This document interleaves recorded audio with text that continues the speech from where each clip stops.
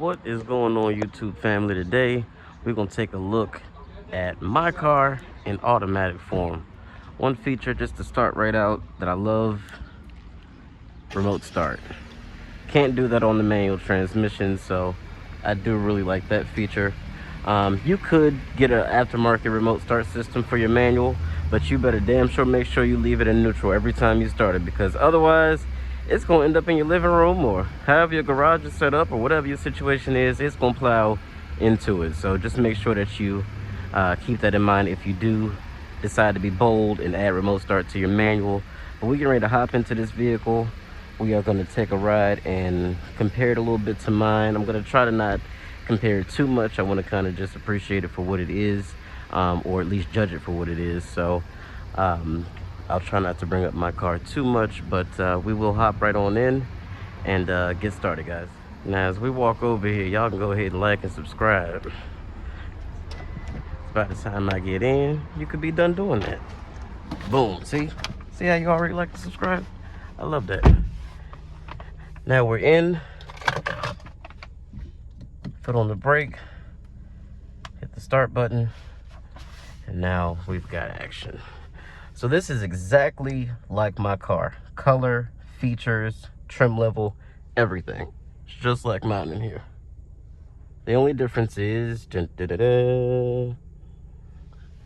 automatic. So we'll test that out and see if we can deal with it. See if it's really that bad, or if people just make it worse than it really is. That is so weird. I am at some point going to dump my foot on the clutch, just out of habit, so be prepared for that as well. And I'll have to do old school, use my mirrors because my camera's blocked by my tag here. That nice and adjusted. All right.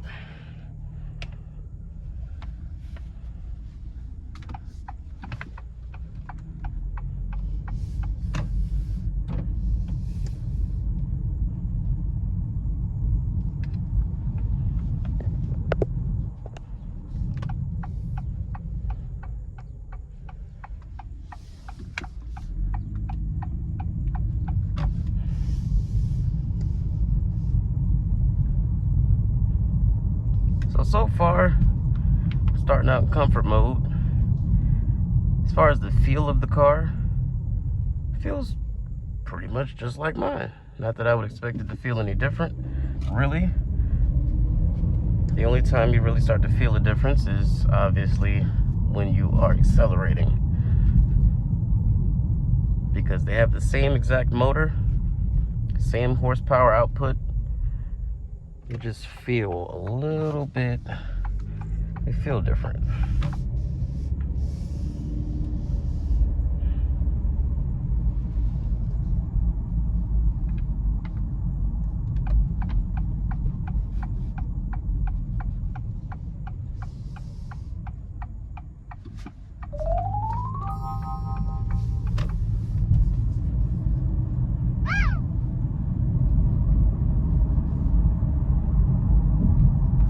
Something so far just to run around in.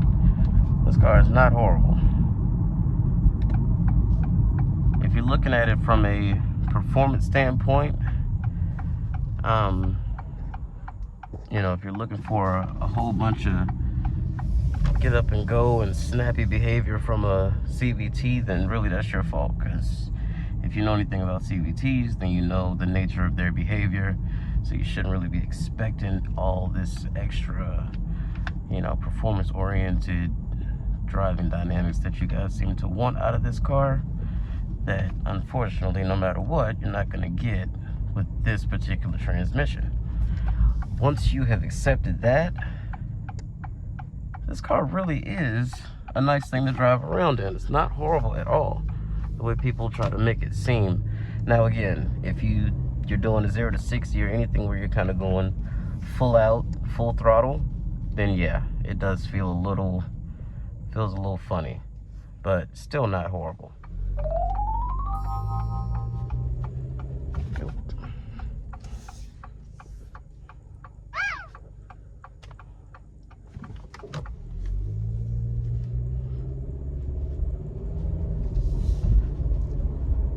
So again, just driving this thing around on some neighborhood roads, things like that, I don't have any complaints. I see why people drive these. I see why, you know, if you're not into the idea of having to have a manual, or that's just not your thing, it doesn't impress you, you're not looking for those, you know, driving dynamics of a vehicle, you just want something to get back and forth, I definitely understand. You know, not a whole lot you can do on public streets with respect to having, you know, a bunch of horsepower anyway. So, you know, with respect to buying something that's 200 horsepower, CVT, excellent on gas, you know, you can definitely see above 40 miles to the gallon with this sort of vehicle.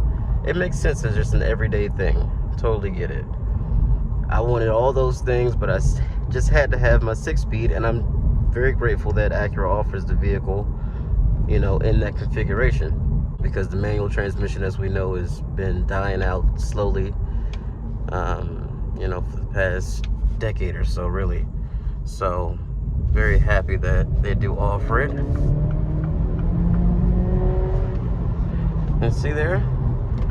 Nice little acceleration to get around that guy that wanted us to miss the light. Hey, Mr. Popo, how you doing? Sport mode.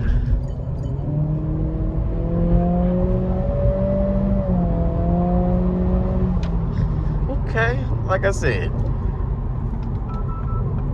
not something that's gonna impress you with respect to numbers, but feel-wise, it's really not bad, and you could really stay in your damn lane.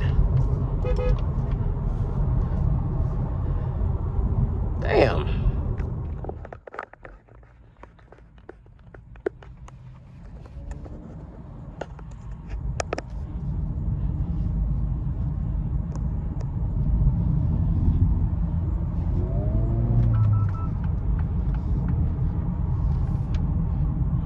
I really don't mind how this car sounds so much. I mean, the 1.5 in this application with that sort of trickery in the exhaust that they do from the factory is really a pretty good sounding motor. Better than what a lot of people probably expect it to sound like because it's so small. But it does have a nice snarl to it. It's got almost an Italian sort of sound to it. Those who know what I mean, know what I mean.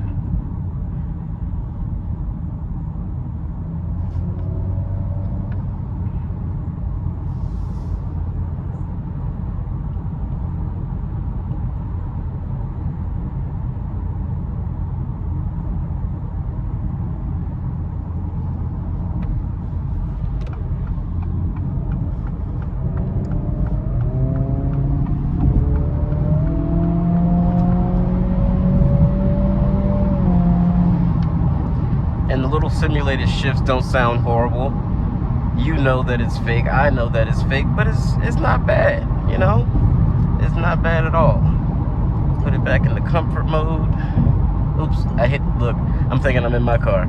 I hit the individual mode, and I'm trying to put the suspension in the comfort. But anyway, that's what we got going on now. Of course, it does have lane keep assist, as you see here. It's guiding me around this corner.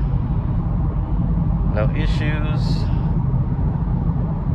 And it'll do turns that are even deeper than that. So it's a very good system. Wants me to put my hands back on the wheel, which I just did. So now it's taking over again. I do have full speed adaptive cruise control.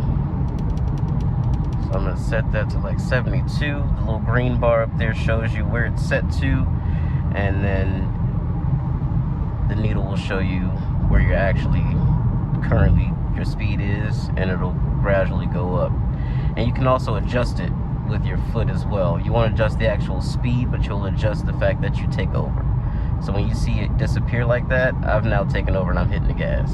But now the brake lights are on because it's actually hitting the brake. I'm gonna turn this off because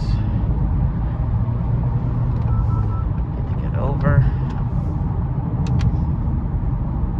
But yeah, good system for long distances or just to show off, show your friends. You know, a lot of people use it to show people that it can do it, and they don't actually use it on a daily basis. For me, the adaptive cruise control, even in its closest setting, is too damn far, and it just encourages people to get in front of you. So I don't use that. But my lane keep assist I use pretty much every day because it's really good. It's not abrupt. It doesn't jerk the car around and just make it an unpleasant, unsmooth experience. It's really like you're driving, you know. So they programmed and calibrated that very, very well. So kudos to you, Honda, Acura, for that. And everything else, I guess we can try let's try the paddle shifters just to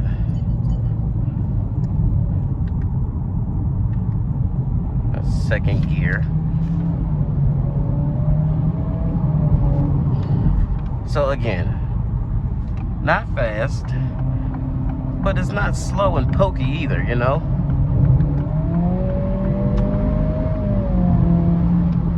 Yeah, man, hey, it's willing, for sure. It's definitely willing.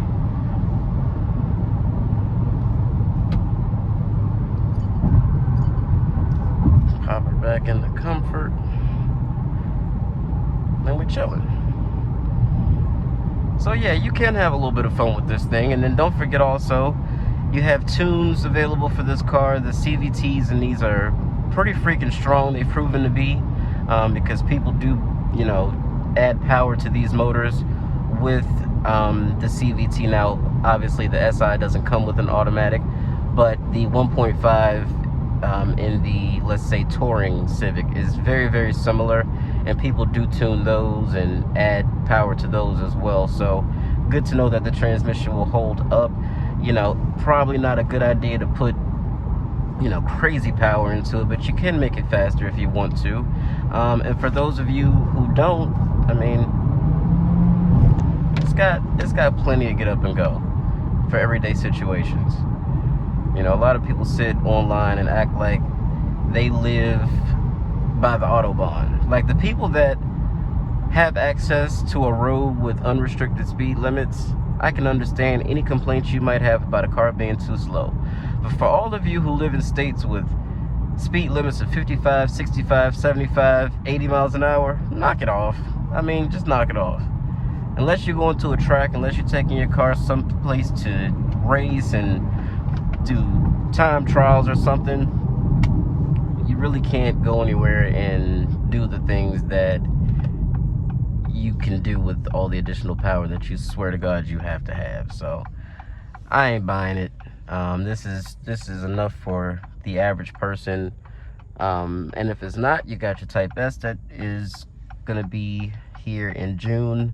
Should start to see those on the road around June, and that'll have 320 horsepower, but it will be 6-speed manual only, as I sort of feel like it should be. So if you can't drive a stick, need to learn. Why are you coming at me, bro? Jesus, you have your own lane and it ended. That don't mean run into my damn door. Foolish man.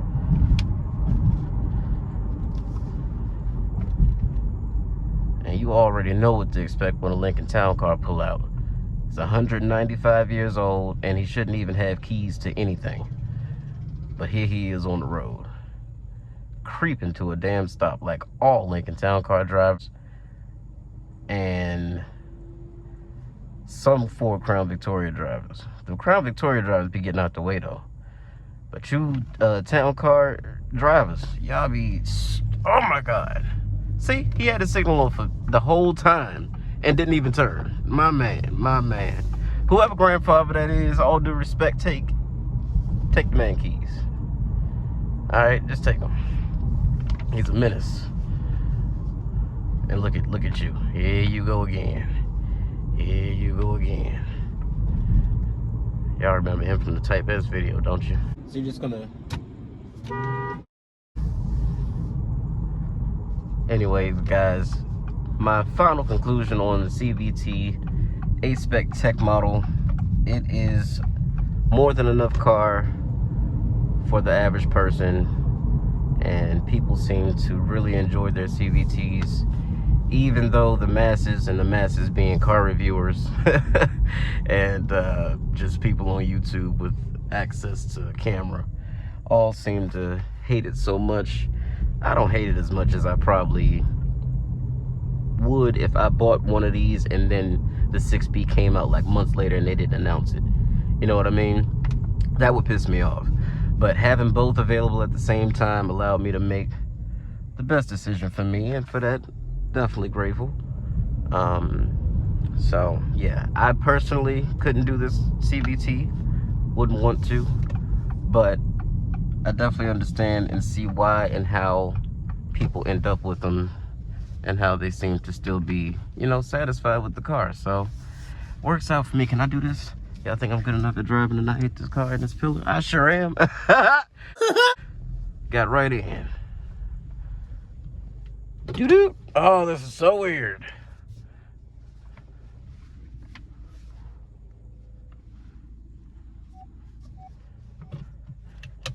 All right, guys, I want to thank you for joining me again. And very cool to drive something that's just like your car, but totally different all at the same time. So that's pretty freaking cool. Make sure you like and subscribe like I told you. And we will catch you in the next one, guys. Peace out, homies.